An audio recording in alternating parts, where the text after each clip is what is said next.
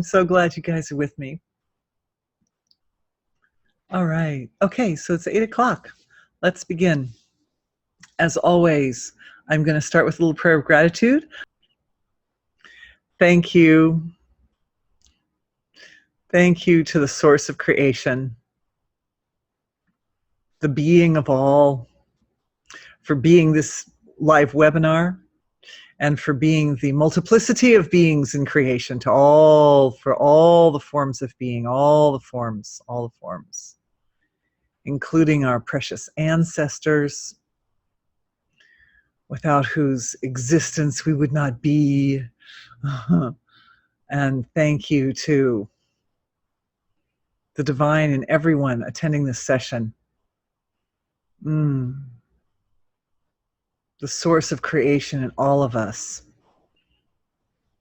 for experiencing this time together to support our ability to work efficiently and effectively and powerfully and comfortably.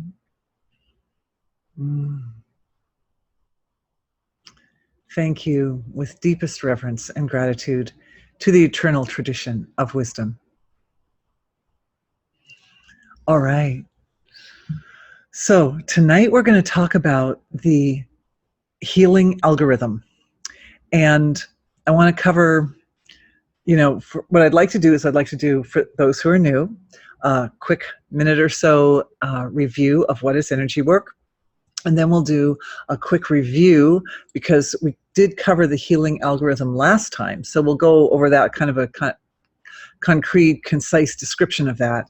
And then a lot of this evening is going to be experiential. We're going to go in and just put it to use for the sake of everyone's healing, for all the different areas that we need. And I wanted to cover also both the algorithm itself and details associated with that, but I also wanted to cover some of the paradoxes that come up as a byproduct of the healing algorithm and address those and do some healing work specifically for those effects as well. All right, so that's the outline.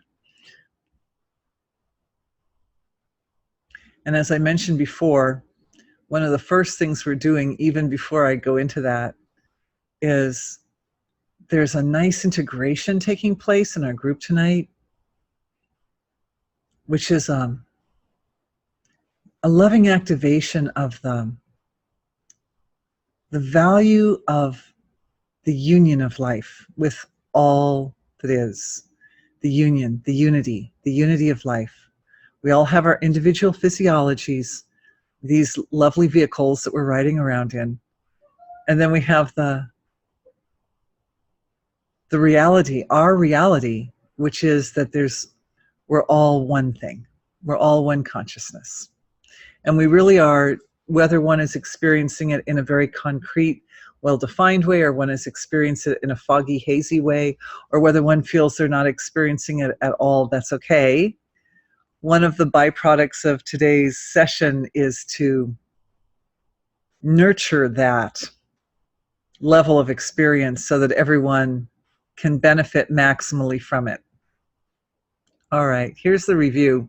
For new people, energy healing in a nutshell is the ability to focus attention intelligently and to do so for the purpose of creating specific effects, both at very fine levels of creation and then moving the finer levels of creation, create a specific effect at the denser levels of creation. Attention is an amazing thing. Attention it sits in the junction or in the gap between that which is manifest and that which is not manifest. That's why if somebody has their attention on you, you feel it. If somebody's looking at you, from behind, and then you turn around and you see they're looking at you, it's like it's not really a manifest thing. It's not manifest like the way my mouse is manifest. You can see that. But it's manifest in that it is a real force in creation. It is a real presence in creation. And my experience is that attention or awareness, pure attention, pure awareness, is that value of being that we all possess And when we think of it in terms of attention, with intention behind it, then we're able to direct that beautiful wholeness, that beautiful source of creation energy, wherever we want it to flow. So it's a precious gift from the Creator. It's the ability to direct attention anywhere, anytime, any place. You can put it on the moon and come back before you left, and it's unbound by space-time. It's great, and it enlivens wholeness wherever it goes. And that's really where it interfaces with the healing process, because attention, being the essence of the source of creation, has, by its very nature, the qualities of the source of creation: fullness, totality, wholeness, infinity, unboundedness, eternal quality. All right, so that's what we do. That's how energy healing works. What we're doing is we're kind of bypassing the, some of the more dense forms of healing. And that's not to say, it's not that I don't feel that going to doctors is good when you need to, or taking medicines is good when you need to, but we know that what heals is consciousness. And so if we can bypass the medications and the surgeries and the more invasive forms of healing, if we can, which is nice if we can, then we can go directly to consciousness. And the purpose of energy work is to engage consciousness, engage our awareness, so that we can activate the healing process and the deep mechanisms within the finer realms of the physiology that allow healing to occur naturally anyway, to engage those, activate them, and apply them. And so tonight what I want to do is, rather than talk about that in an abstract way, I'd like to get in and get some experiential elements going here with this healing algorithm. So that's the next thing I would like to do, is describe the healing algorithm. And again, I won't go into too much detail because we did this in the previous webinar. And if anybody would like links to that, please just email me and we'll send you some links if you missed it. But I think most people were there, so.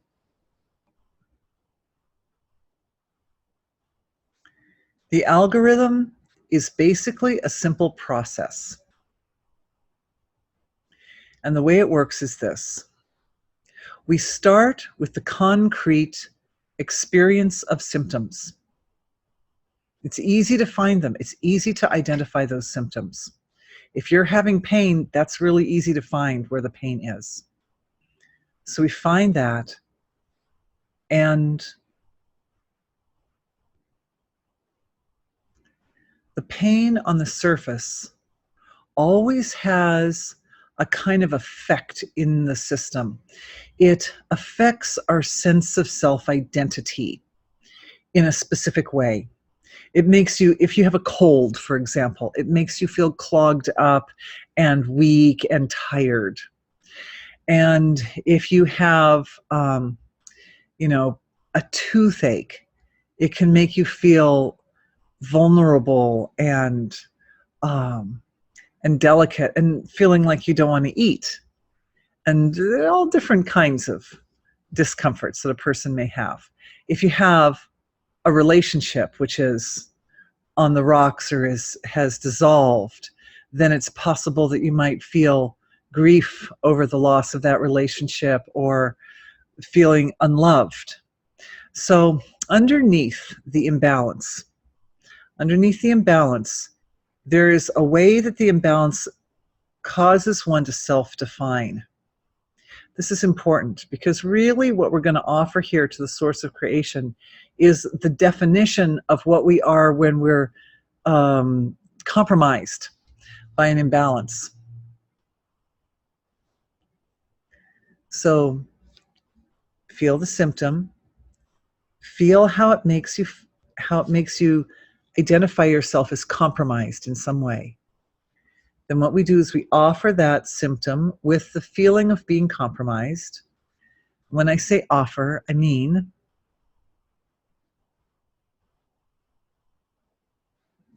Allow your awareness to fathom the source of its own nature.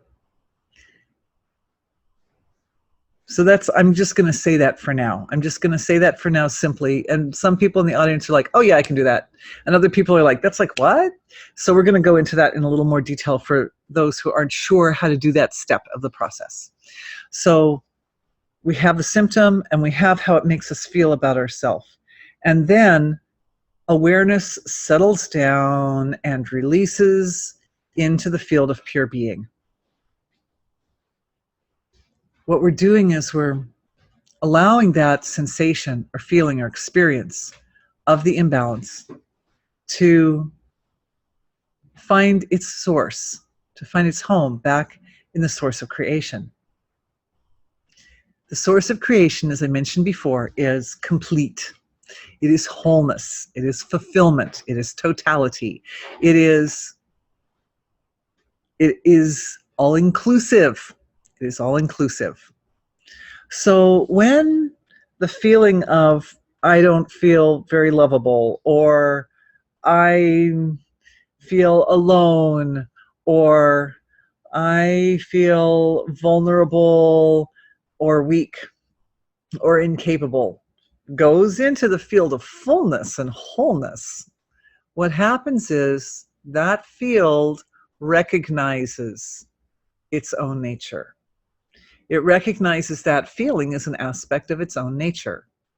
And whatever is missing is completed. So any feeling like that is a kind of a completion. We could probably lump all of those feelings together under the heading of separation. There's some sense of separation, some sense of not being completely in union with the source of creation. So that feeling goes into the source there, and it gets completed. It gets brought back to wholeness. It gets resolved, and it gets returned to the antenna of the whole universe, the physiology. It gets returned to the conscious mind and the physiology. I usually experience that as a download coming in through the crown of my head, but it gets returned and it activates up the Ajna Chakra.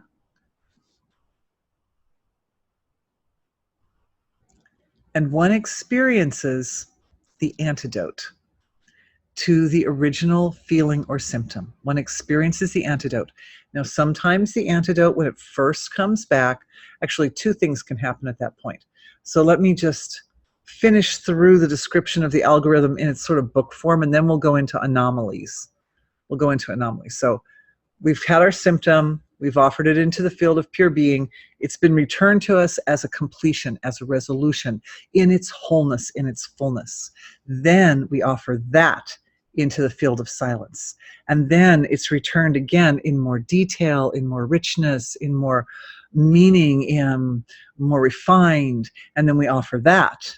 And then it comes back again, and then we offer it again, and then it comes back again, and we offer it again, and it starts to loop. And the nice thing about the human brain is it's so plastic that after you've had that experience 2, 3, 4, 5 times, the brain starts to become very efficient at offering that particular experience back to the source of creation.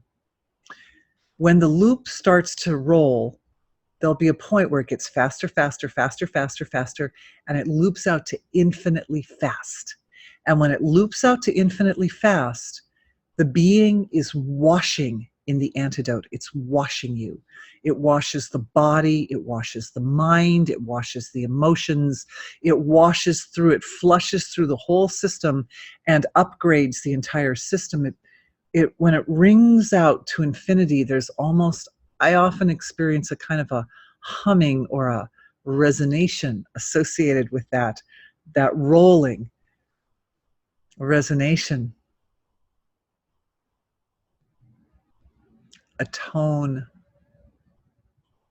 And that tone is the building block of the manifest level of creation. Those tones are the building blocks of the manifest level of creation. And at that point, there's a kind of a big letting go. So just letting it wash. All right, so that's a description of the algorithm. And I'm noticing there's a question, so I'm going to open my question box here. Okay, so this is a really, thank you very much for this question. So this question has come in and she says, suppose your attention or your consciousness itself is not completely whole. My answer is that conscious awareness, so not consciousness, but conscious mind is ever focused on some part of creation, and then some part, like the human mind, its nature is to just think one thought at a time, basically. And our feelings are like that too. We generally feel basically one feeling at a time. Sometimes we might experience feelings in rapid succession, but mostly as human beings with human nervous systems, we're kind of just in a focus, and then we're in the next focus, and then we're in the next focus. So you could say, from the level of conscious mind, it's not the whole universe. It's not. There's always going to be some bit that's escaping you. However, I'd like to make a distinction here that pure perception, pure awareness, pure attention is wholeness. It is always completely whole. Even a tiny infant baby who's just emerged in the world, it looks up at its mother and it's already able to focus that attention, to focus it. And the attention is pure divine being. It is the stuff of which God is made. It is that. And I think this question is really, it's a really good, it's a very thoughtful question, and I really appreciate it because it brings up another point, which is that idea of separation that I mentioned just a minute ago. And the idea of separation being a sort of fundamental, kind of overarching way of looking at all the different sorts of imbalances that come up, and the idea that, well, other people's attention is good attention, or other people's consciousness is wholeness, but mine isn't, is illusion. It's a kind of illusion. I mean, I understand that you asked the question based on the idea of consciousness, like conscious mind, so I appreciate that, but I just want you to know that attention is that pure being. It's that portion of it over which we have control. And even though it's, when I say portion, it makes it sound like, well, then it's not whole or it's not complete. The reality is that it's like a fractal, in that every part of the fractal reflects the whole form. So it doesn't matter how many times you cut it up into little pieces, it's still wholeness. Even when it's a little tiny piece of wholeness, it's still wholeness. Wholeness is still. Is that still silence? Thank you for the question. I hope that answered your question. If it didn't, you can reword it, send it back. All right. So now let's go. I think what I'd like to do now is I just want to feel into the group, because we've got our unity form here in tonight's webinar. And I'd like to use that to go through the algorithm once. Don't worry if you're not sure if you're doing it right, or if you are not sure that you're getting really concrete results yet. We're going to go into some detail about the different kinds of experiences that you can have at different steps of the process.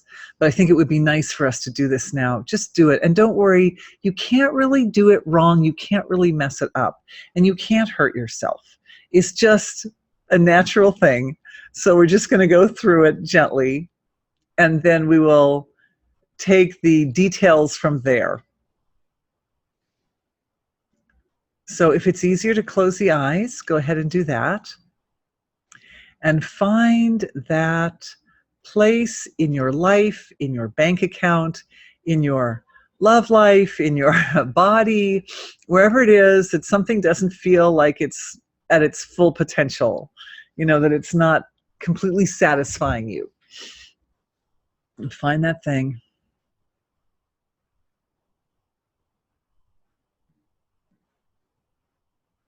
And then shift the attention just ever so slightly to how does it make me feel about myself? How do I feel about myself because of this thing? And you'll find that here we're learning, this is a skill that we use in energy healing, is how do I follow something which is concrete and easy to define on the surface of my reality? How do I follow it back to its seed? How do I follow it back to its source? Because really it's from the seed or the source of the imbalance that the healing is done most efficiently. So when we follow it back to how does it make me feel about myself? How do I understand myself because of this thing? Then we've essentially simplified that, following it back to its source, into one simple move. Good job, everybody. Now take that feeling, and for some people it might be kind of a little uncomfortable, but don't mind. One of the things that makes you great is that you look to yourself, regardless of what judgments there might be, I like it or I don't like it, or it's good or it's bad or whatever. We look to ourselves and artfully handle what we see. Bring it to the light. So what we're going to do is we're going to take that feeling, whatever that feeling is, and we're going to offer it back. And when I say offer, I mean allow that feeling to quietly settle into the silence of your being, into the source of your being, back to the universe. If it makes more sense to you to feel like you're offering it to the universe or offering it to God, that's okay too. That works. That's just a way of looking at it. The important thing is the experience. It's like offering with reverence and gratitude and love.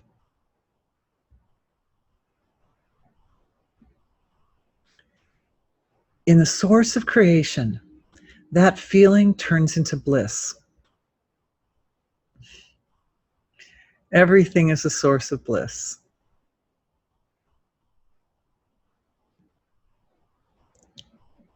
And as it comes back into the physiology, even within a moment or two, you'll notice inside. And what you want to watch for are wisdom thoughts, sensations of pleasantness, noticing something that you didn't notice before,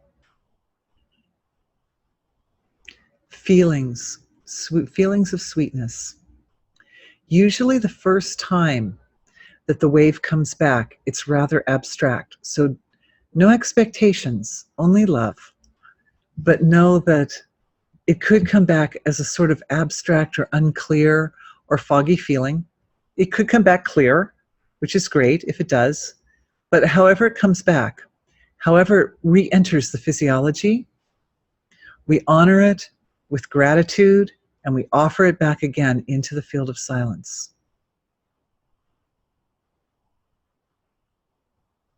You may notice this time as it offers back into the field of silence that there's more sweetness associated with the process.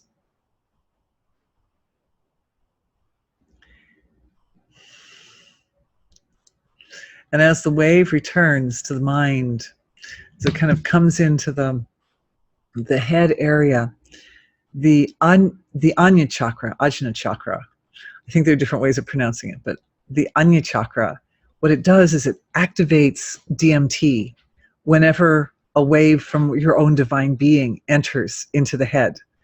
And that wave will start to create sensations, impressions, visions,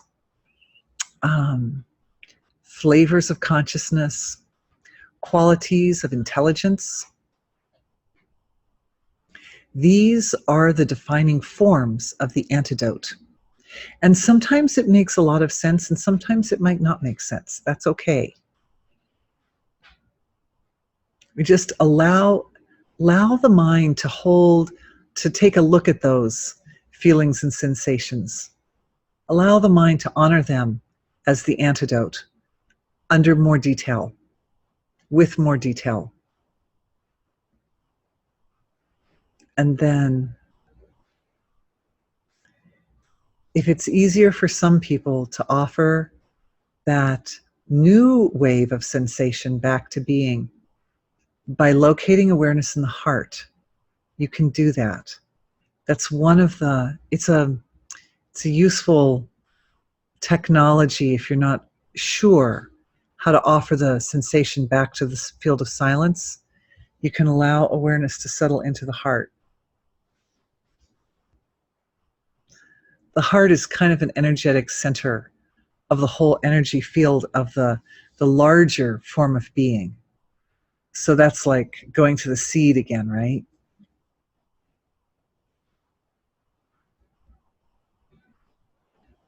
And you might notice as this process continues that the heart tends to activate.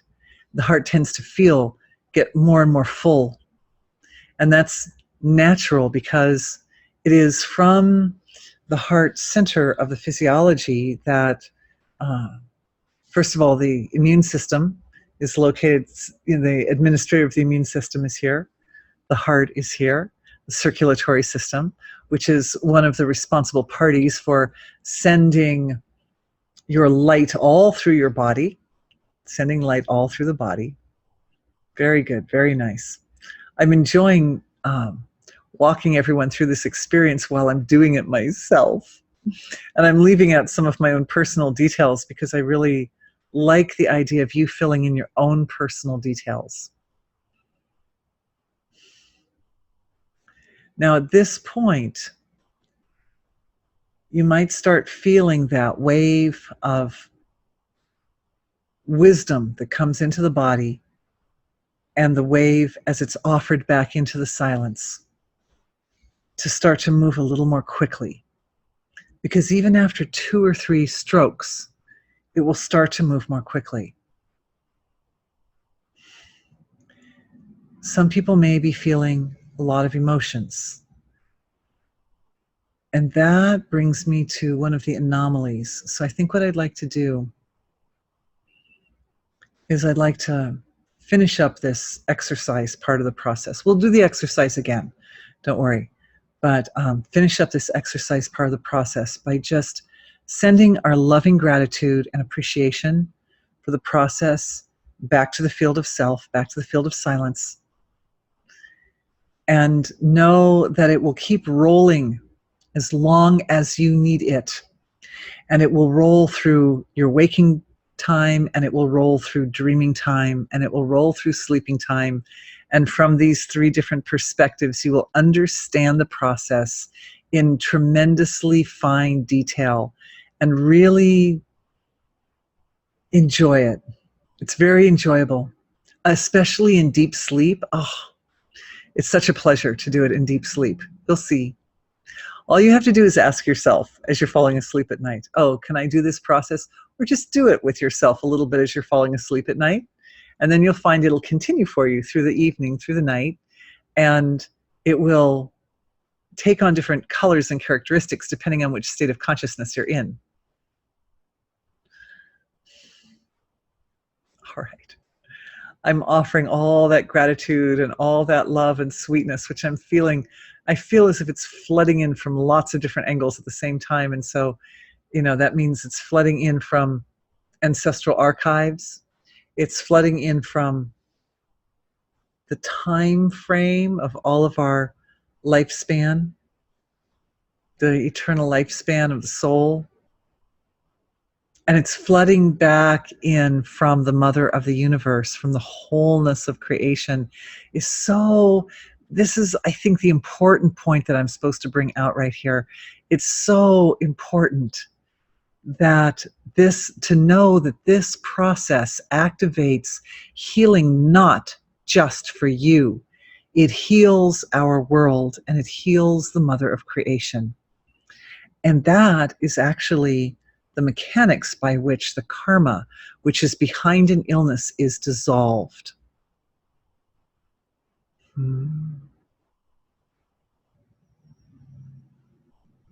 We do this process to help ourselves feel better. But by doing that, we actually heal the whole world. We actually heal the whole universe, the whole multiverse. Good job, everybody. Good job. Good job. And that concept of healing the whole creation is also offered back to the source of creation. Beautifully done. Beautiful. All right.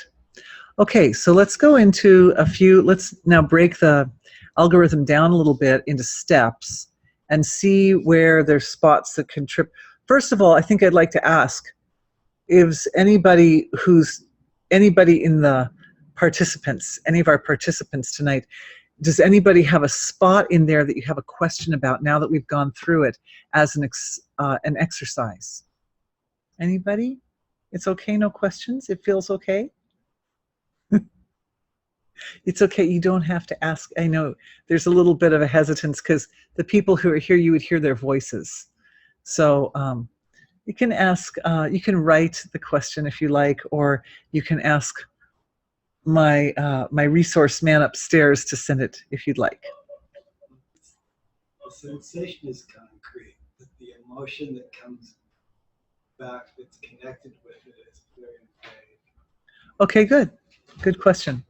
So the question is the sensation, and you mean the uncomfortable sensation, the pain. The pain is concrete, but when the answer comes back, when the antidote comes back, the antidote is vague. Great question. Yeah, beautiful. And how many people had that experience? Probably quite a few people. Yeah, oh, other people here too. So, yes, oh, see, oh, they're all coming in. Everyone's raising their hands. Yeah, okay. Beautiful, thank you. See what a good question that was? All right, so let's look at that.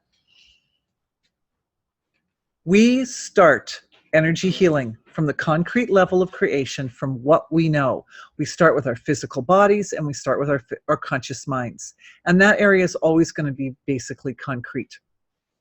Then we offer the concrete experience of the discomfort and suffering and so into the field of pure silence, which is very abstract. It's infinitely abstract. Abstract to the nth degree abstract is the source of creation. And then the source of creation speaks the answer back from its level. It's our source, it's our own self that's speaking to us, but it's speaking this ancient language. It's speaking the language of perception and experience, which was our first language. It was, and as I'm saying this, we're actually doing a healing. This is what I wanted to do. I wanted to do healings for everybody in the group to strengthen the parts of being that will allow you to do this algorithm most effectively. So what we're doing is we're doing a healing for everyone in the womb. In the womb, the physiology, when it was just forming, just delicate. And I'm seeing the physiology so delicate, like really, I would say probably end of the first trimester. You're about this big, just a little guy, just about that big. You know, about 3 months, And I think I'm inferring that the reason we're going to that point in the process is that is a critical moment in everyone's gestational evolution where a decision is made. At that point, the body's pretty much complete, evidently down to even like the little patterns on the ends of the fingers, but just miniature. And that's the point where there's a review and the decision is made whether to stay or not stay. That's everyone generally does a review at that point. So we're going into that space of the self.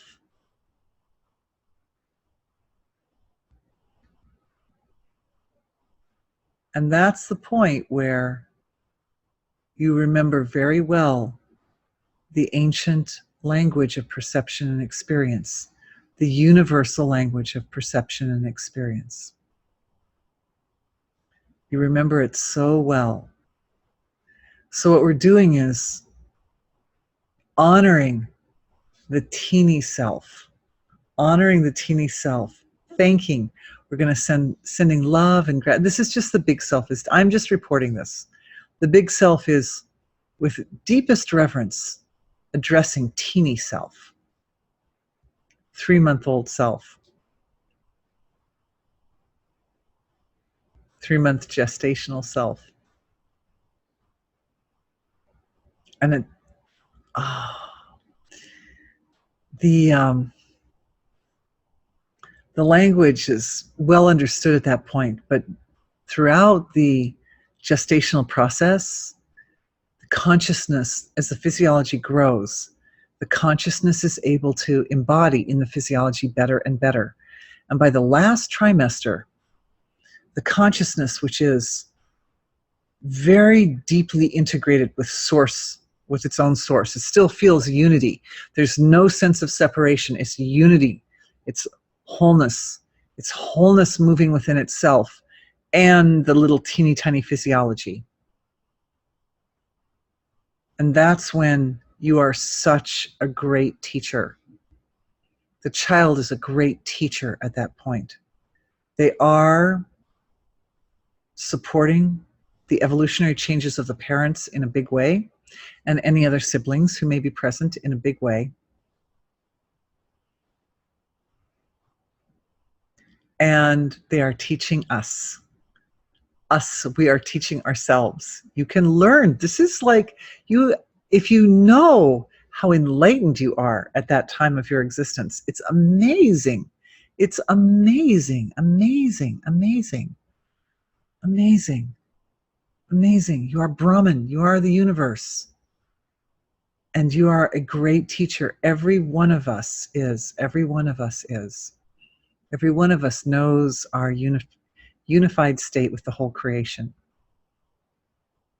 So that teacher self is communicating details through that level of the physiology to this level of the physiology. Through, I'm seeing an activation of the body elemental, which is with the physiology from the time of birth all the way through, from the time of gestation all the way through to the time of death. It stays, and it's part of the communication network through which we understand this universal language of perception and experience. So, integration with the body elemental, integration. And for some people in the group tonight, I'm seeing upgrades to the body elemental as well taking place right now. Why? Because sometimes the body elemental that we come into this lifetime with, it needs some support, particularly if the individual goes on a very deep spiritual path. Because a deep spiritual path will cause a lot of evolution in the consciousness. And as the consciousness evolves, it can happen that the body elemental is required to also expand.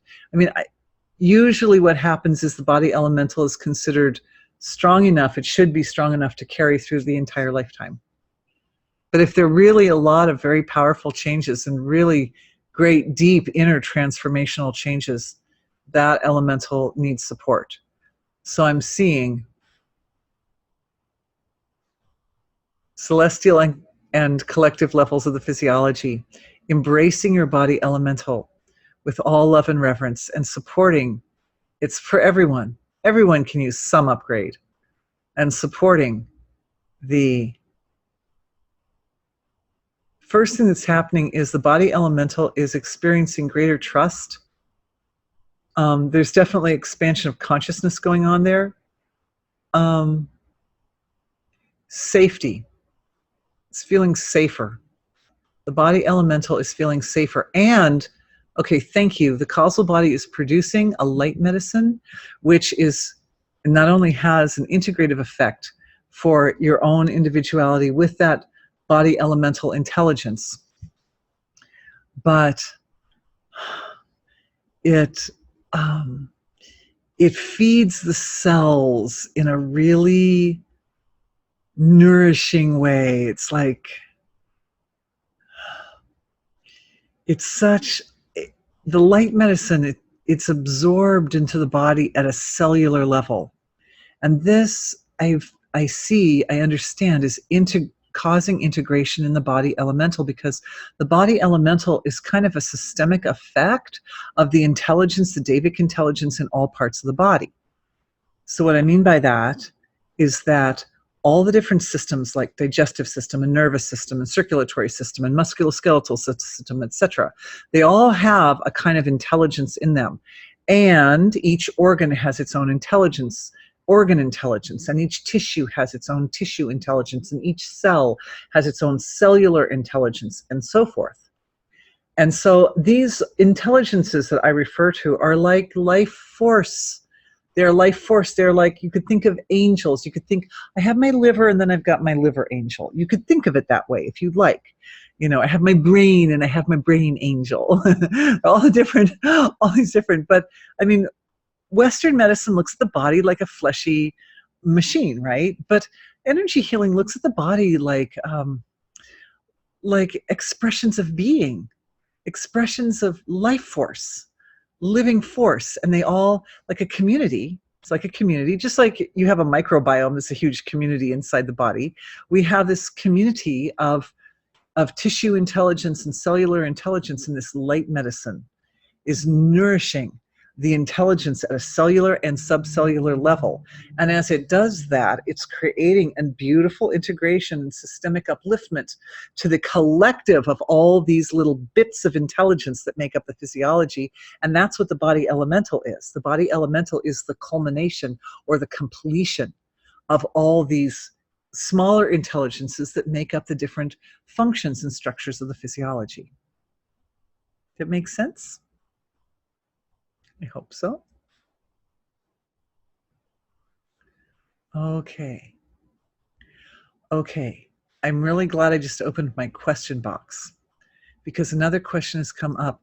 So the healing that we just did, let me just conclude on that. The healing that we just did for the body elemental is supportive of the ability to receive the antidote back from being in a more concise and clear and easily decoded way. It's not that the message that comes back from being, it's not that the antidote is ever going to necessarily come out, spelled out for you word for word. Sometimes it can, but usually the more effective process is that it comes in as a kind of a feeling, and then we offer that feeling back to being again, and so forth. Okay. I want to address now, this next question is a really important question, and this was one of the points that I wanted to bring up earlier anyway. So this person said that when they offered this feeling, when they offered their part that felt ill or uncomfortable into the field of being, what came back was a feeling that made them less comfortable. Instead of coming back like an antidote, it came back like a more uncomfortable feeling. Okay, this is a very good experience. How many people had that experience? Anybody have that? Oh, look, see, there are other people that had that experience. Thank you. Say, God bless you. So here's the deal, everybody. Sometimes when we first grab hold of our symptoms and we offer it to the field of being, in order for the antidote, for a really deep, thorough, complete healing to occur, being is asking us to rephrase the question a little, to reframe the question a little bit, because our own experience and perception of our discomfort can sometimes not be what it is in its seed form. And what being wants to do is it wants to deal with the discomfort in its seed form. It doesn't, if we offer it just, I'm angry, I'm just mad, and then, well, I'm not saying that you did that, but I'm just saying if we try to offer the discomfort in a kind of a crude or not, I would say not completed form, like maybe one is experiencing discomfort, but one hasn't completely unpacked the details of that discomfort. Okay, that's a probably better way to say it. We haven't unpacked the details of our own illness or our own discomfort or our own challenge that we're facing. So what being will do is sometimes first, being will help you unpack it. So sometimes the first thing that happens is the answer comes back from being, and it comes back as an unpacked form of the thing that you offered it. And it can happen that for several strokes of the offering, the feeling comes back in more detail. The symptom comes back in finer detail, actually. That's okay. That's actually good, because what it means is a safe space. By doing this algorithm, we're creating a safe space within ourselves to be able to look in more detail at that thing that's really bothering us. And one of the reasons that the body will be carrying an imbalance in the first place is because there's something to be learned. There's something to be gained. There's something to be understood. There's some deeper level of one's own nature to be unfolded through the process of dealing with the imbalance.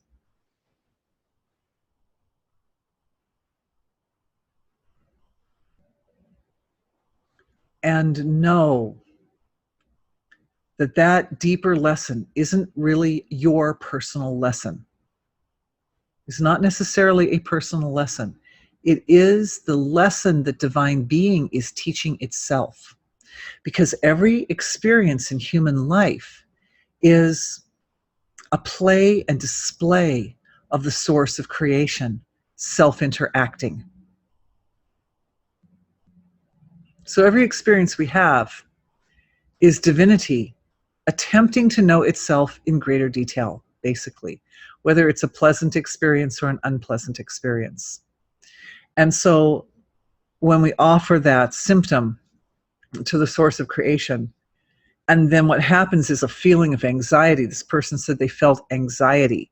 What that means is that anxiety is part of this symptom. So if you have a physical symptom and you offer the sensation of that, and what comes back is anxiety, then the next question is, all right, that means anxiety is part of it. Now I'm going to offer my symptom plus the anxiety, because I know that's how it's making me feel.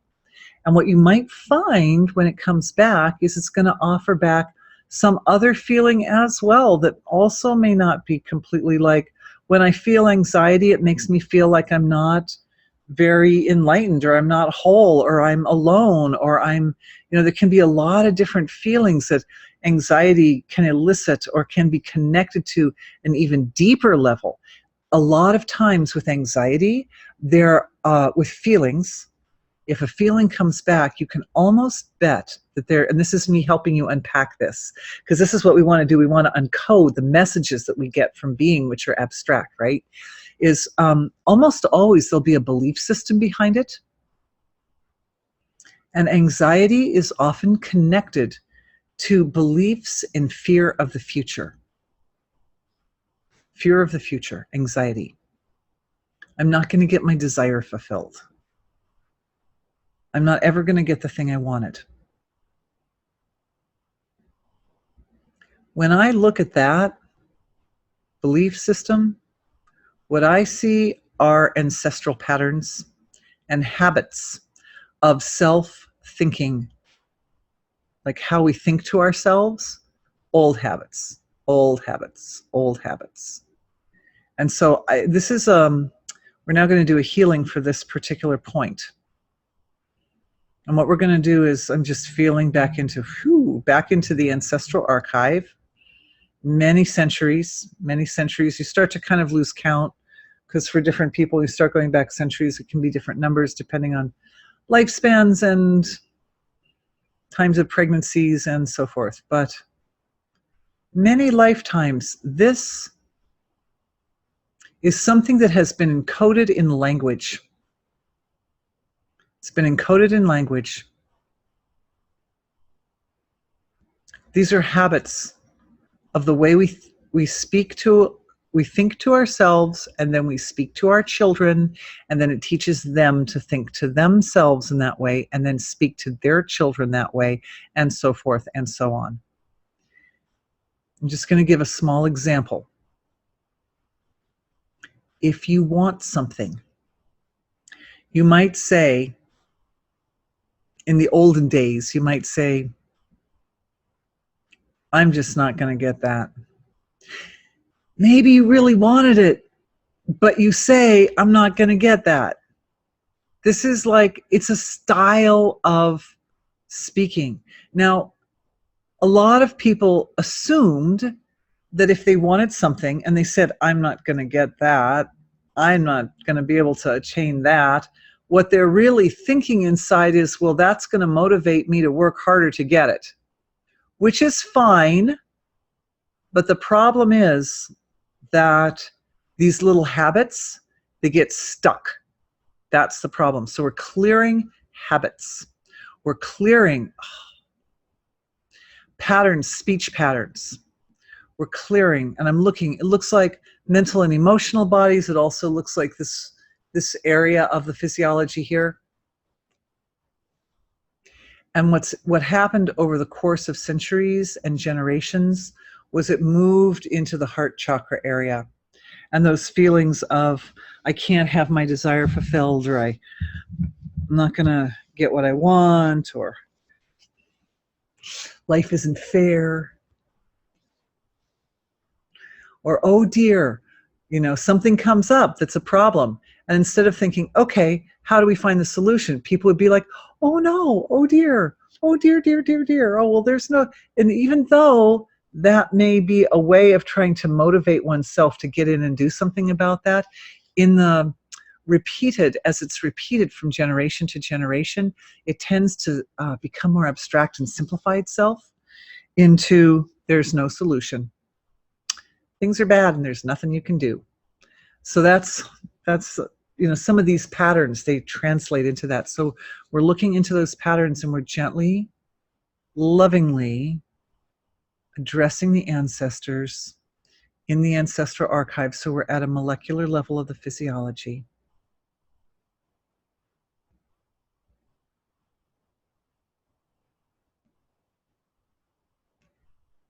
And what I see happening is your beautiful being and your beautiful physiology is bringing up a wave of integration that connects that underlying thought of, if I say it this way, it will motivate me to work harder, integrates that thought and that idea and that feeling with the speech pattern.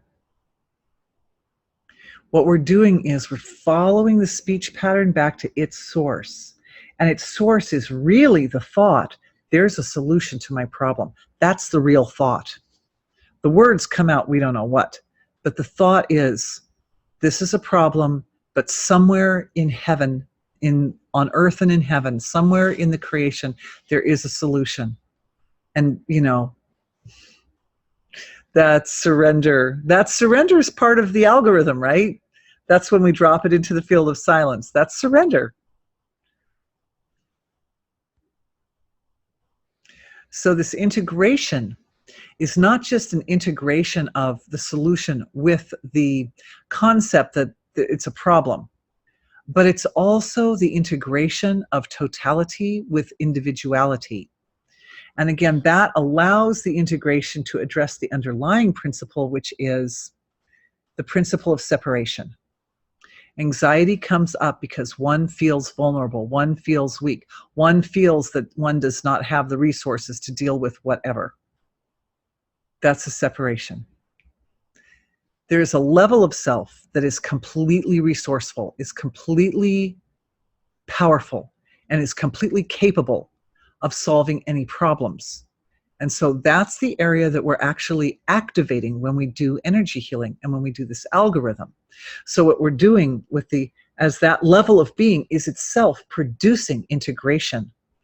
It is bringing the integration into the field of the more dense levels of the physiology where those sense of separation has gripped the awareness and the mind.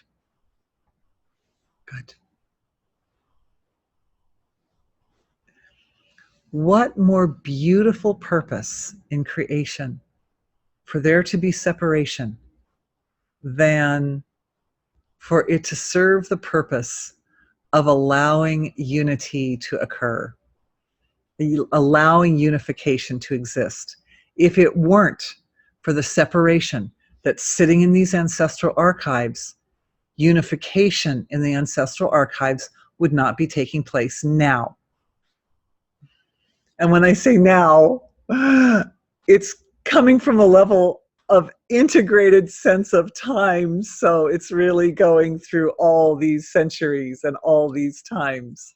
The eternal now is the aspect that is stabilizing the integration. I know I love you. Good job. Good job, ancestors. Oh. And now from that level of one's being, the molecular level, where the ancestral archives reside, this waves of gratitude are starting to roll through the system and are being offered back to the field of infinity. And as those waves of gratitude are offered into the field of infinity, as I mentioned before, divine being benefits. It feels so tickled. It feels so nurtured. It feels so adored. This is how divinity expresses its own self-love. Through us, we're the vehicle. We are the vehicles. We are the antennas of the universe. We have a very, very, very, very important role to play in this process. And you're doing it. Thank you for being with me on this webinar and doing this. Good job, everybody. All right. Are there any other questions at this point? Questions? Okay. Then let's do the algorithm again and see how it goes this time and see if it's any different. So if it's easier, go ahead and close the eyes. If you find that helps direct awareness internally, allow yourself to boldly and bravely, courageously feel your discomfort. Feel that part of the self that is not feeling groovy. And ask yourself, how does it make me feel? How do I define myself with this thing?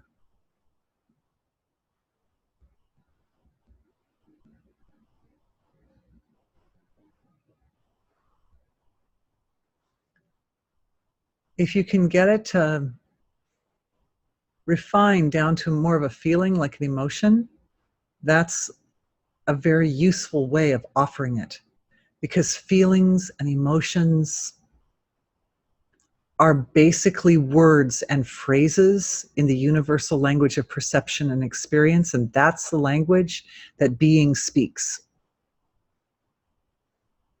So we offer that feeling into the field of being.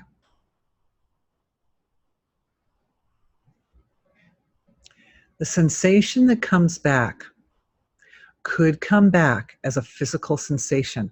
I personally, right now, I'm feeling it coming back as tingling sensation. But it could come back, again, as a feeling. It could be very abstract. If it comes back as a more highly defined form of the discomfort, good. Now you have something really concrete, something really well defined at a feeling level that you can offer being. This is what I'm really feeling. I'm feeling anxious, or I'm feeling upset, or I'm feeling whatever. So offer that back to the field of being. This isn't blaming anyone or hurting anyone. This is just showing your own divinity what it is that you're really, really feeling. We need to understand it in detail. For some people, we've got those thyroids online. Beautiful, beautiful. As the feeling comes back, truth, a deeper truth is revealed. And that deeper truth could be a more defined form of the discomfort that you're feeling, or It can be the discomfort plus its antidote. These are basically the two ways it comes back. And I've been doing this for really a lot of years now, guys. And I'm telling you, these are the two ways it comes back. It's either the antidote with the feeling, or it's more defined form of the feeling. Or it can just be pure antidote. So there are three. It can be pure antidote. After, at some point, if you're having, the healing is starting to really flow, you'll feel just the healing energy just flowing. Whatever comes back, offer that again into the field of silence.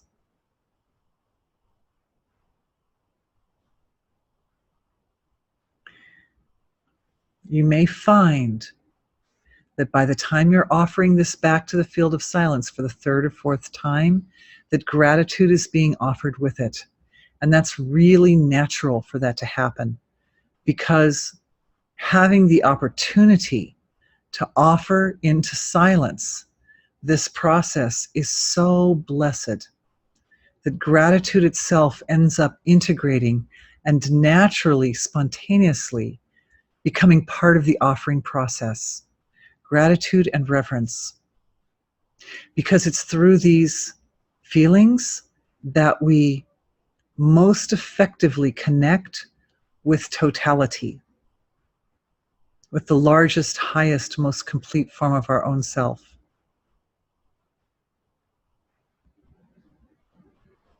And if it comes down to all I'm feeling is gratitude, anybody feeling that? All I'm feeling is gratitude and gratitude and gratitude.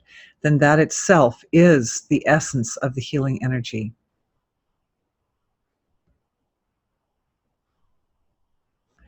Now, some people might feel this as it returns, as the energy returns, coming in all sorts of details. It can even come back as ideas. Like, you know what? I remember I was going through something in the last couple of weeks, and the idea came back, I just want to do yoga. I just want to do it. So, so I started doing it. And I found that somehow, because it came from that very pure level, it was easy to maintain day after day after day. And even though it's something I knew for years, I thought, I should do yoga. I should. And I never. And then it just was able to come back. Now, it reminds me of something. Well, let's do a completion on this exercise first. So let's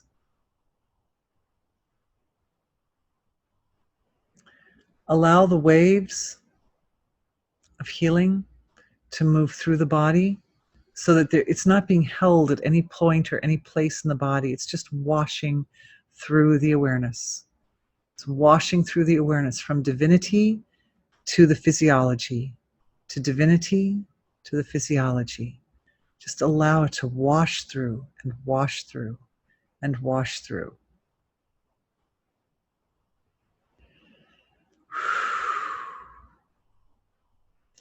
And as we're allowing it to wash through, if there's any discomfort associated with the symptoms or associated with the challenge that you're facing right now, know that discomfort is washing out of the system. There's a cord of light that runs from the crown of the head goes all the way through the body. And any fear or anxiety or anger or frustration or feelings of lack of self-worth or anything like that, it doesn't get stuck anywhere. It just flows through the system and is released. It goes back to Mother Earth. Mother Earth is such a great composter. She can break everything down into its constituent form and rebuild life. And it communicates to the source of creation what you really, really need. That compassion, which is created through the collective level of the physiology, the celestial and collective levels, that compassion, it mixes with the discord and it provides balance, provides a perspective of understanding of why you deserve to heal. And that's really, I would say, one of the most important gifts that we're getting out of this particular wave of the algorithm. And that's consistent for almost everyone in the group, is an increased understanding of why you deserve to heal.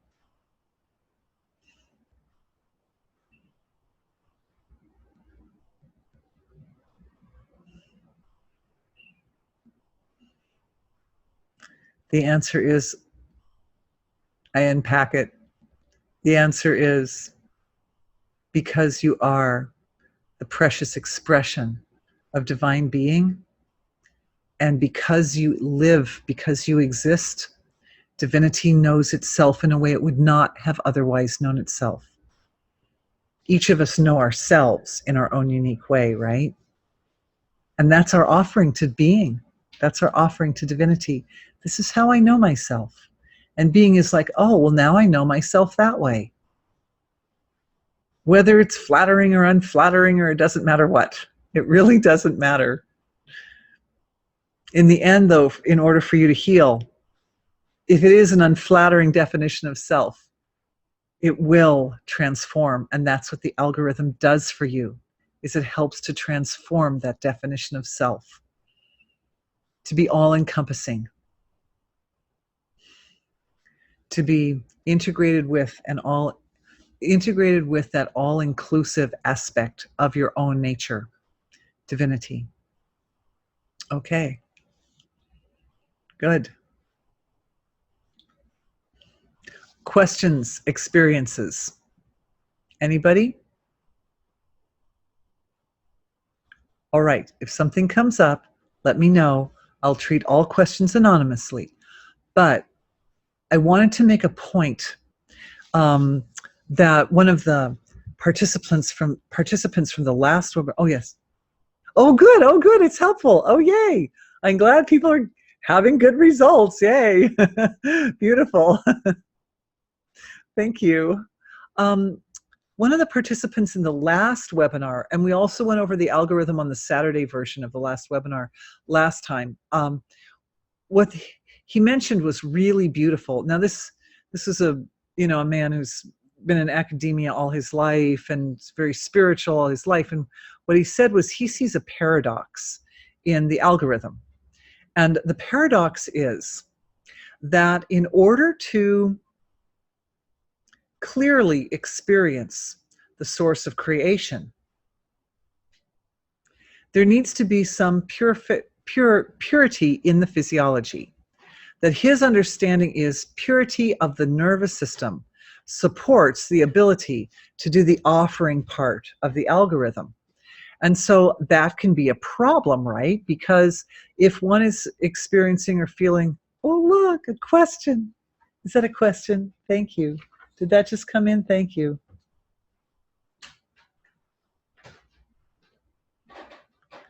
Oh, yes, I will address this question also.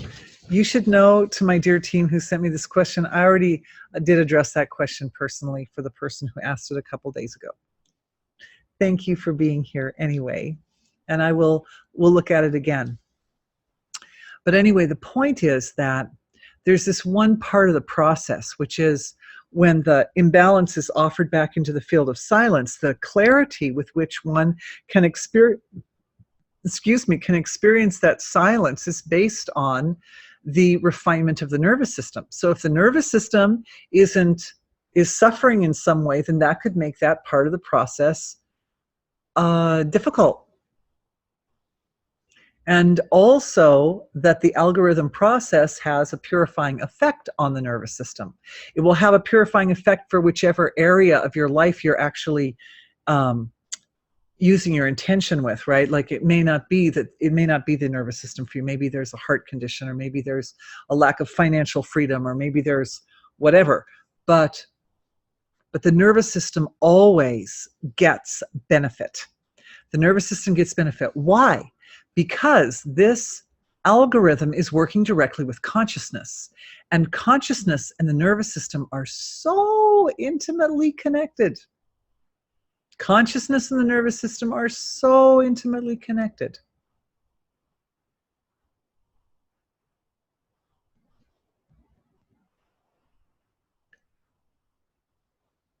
it's important, I think, at this point where we're looking at this paradox, to understand that infinite being is always present at every point in your physiology, always, whether you experience it clearly or not. It is there. Just like if you don't necessarily experience that your awareness or your consciousness is divine being at your disposal, it still is that. So it could require a little bit of faith at that point to just accept that being is ever present. But logic will help us through this process, because we know that we're all sitting here in our human bodies, in our human world that we've created on our lovely earth that's been created by the Creator. And yet we know that there is no portion and no particle of this universe, seen or unseen, which is not thoroughly, permanently, and totally permeated by divinity, by divine being. It all is. It all is divine being. It just is. So if we have the experience of a symptom, and we offer it back into silence, and we're not sure if we experience silence really fully silent, or if it really got totally released or not, that's okay. That is still a good experience, because what it means is you moved in that direction. And one of the things we're doing with this algorithm, and one of the reasons I'm having us do the algorithm over and over again, and encouraging you to do it on your own over and over again, is because it's like learning to play a musical instrument or something. The more times we do it, the more neural connections we make. The more times we do it, the more skillful we become, the more efficient we become, the more adept we become at using it. So if the first time you try it, you're not sure if it's really working, or you're not sure you did it right, that is really okay. It means that you took a step in that direction. And it means that the next time you take a step, it will work a little better for you. And the next time a little better. Any result is a good result. Whether we're feeling the discord in more detail, that's a good result. Now you have something in more detail that you can offer, so that you can get a more detailed antidote, so you can get the right antidote for you. If you get something back that feels really good, great. Offer that again, because that's going to create some completion for that imbalance. And every time you offer it back, it's going to soothe and heal the physiology a little bit more. Every experience is a good experience. And if you notice as you're doing this, that naturally or innocently, the gratitude is starting to flow. The gratitude is like an oil or like a lubricant that helps smooth up the gap between the highly defined, dense level of self with that source of creation energy where all the healing capacity resides. So the gratitude is a useful tool in that respect. Oh, another question's coming in. We have 1 minute, and I like to respect everyone's time, but I will go, since another question's coming in, I will go just a little teeny bit longer, because it's nice to answer everyone's question. And just to address this question here too, I have somebody who's was trying to work on symptoms, but the symptoms felt like they were getting worse. Yes, you also? Because it may all be related. Thank you.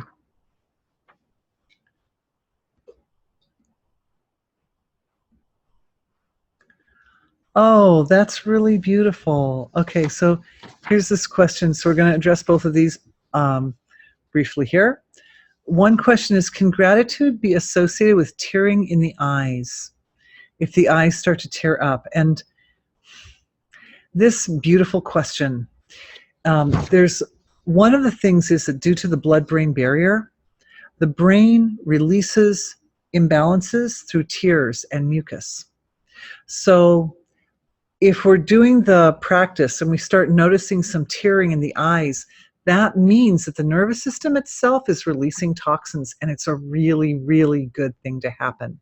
And also sometimes if the gratitude, I was having the experience earlier today because we've lost an awful lot of people in town lately. Just saying, there've been a lot of deaths. I just found out of another person today. Anyway, I won't say the name on over the internet, but somebody else just passed away today who is very well known and was very beloved of our family. And what I noticed is that grief in its true nature actually is married to compassion.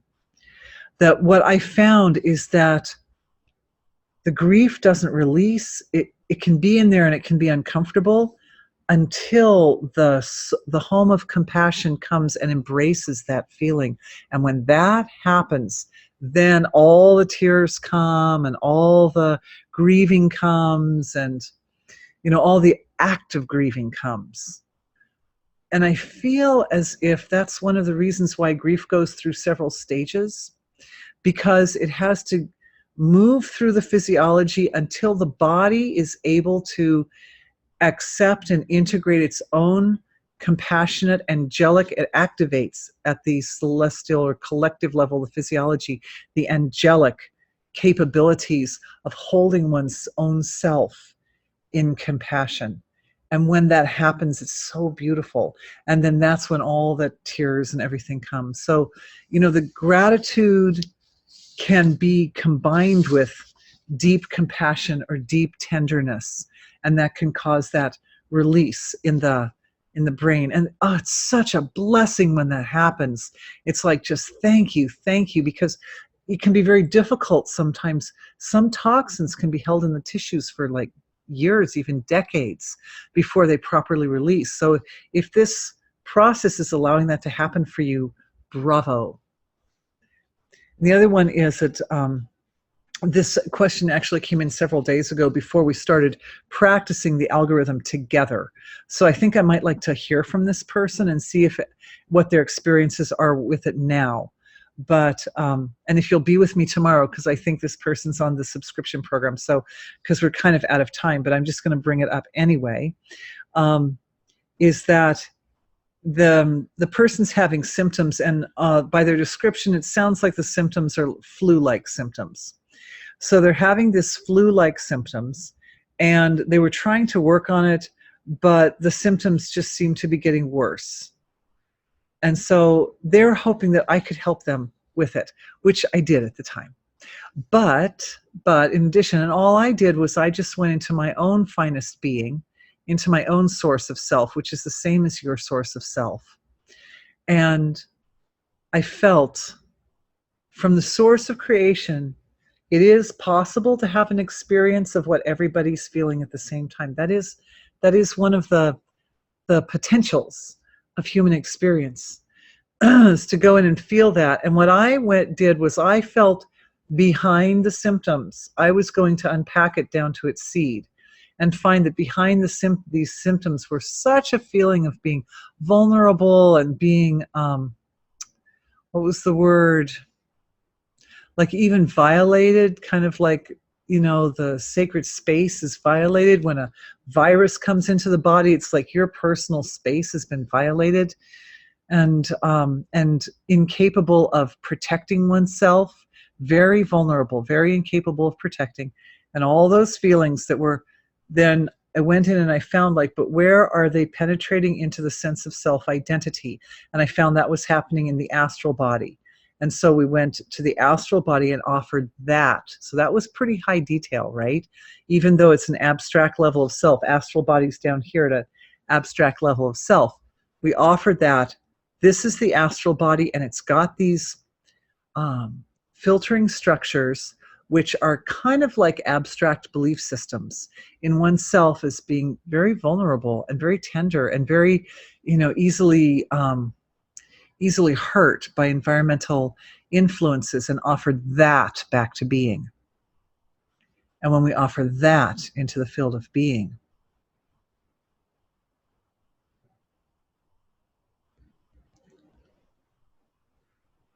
being replies with, I am always here for you. I am always here for you. And it's such a privilege for me to say those words to you. I am always here for you. Because there's nothing that brings me individually more pleasure than to be here for you in this particular capacity. It gives my life meaning. But I know that I'm saying these words because I am reflecting your words to yourself. There's an ancient saying that comes from the Vedas: he who is awake inside, the richas, seek him out. The richas being the impulses of intelligence, seek him out. When you are awake inside, when you want knowledge, when you want the answer is looking for you. It's trying to come to you. And so these words spoken through this physiology, know these words to be your own intelligence speaking to you, because it was your choice to be on the webinar, and it was your choice to ask the question, send the question in on the email. And all I am is the reflection of your being. That's what the universe is. The universe is reflecting each one of us to us. And when I get to reflect, I get to be the reflection of divinity knowing itself through you. That is way cool for me. So thank you for letting me be that person for you. I really appreciate it. Thank you for being beautiful and wonderful. And I really am so grateful to everyone for joining me in this process and for being that person for me. And so letting me be that person for you. It is totally a deep pleasure and a joy in every way. And so may we continue working with this process. We're going to go into the algorithm again tomorrow, and we'll see how many times we can get through that loop and how many other deeper levels of blockages to using the algorithm effectively we can find and do healings for. So that's what we're going to do tomorrow. I hope you guys can join me again. Those of you who aren't signed up and can't join me tomorrow, you will get links to tomorrow's session anyway, which is good. So you can watch it on the recording, and the recordings are always every bit as powerful, even I would say in some ways more powerful, because the more people that participate, even if they're participating like in the future, more and more people participate, the more powerful the healings become. And yeah, and a big shout out to everybody who's on the subscription program, who has access to every webinar every time. God bless you all. And may this information be a tremendously great service to you. And may you find it to be a key to your healing. Thank you so much for joining me, everyone. Good night. Bye.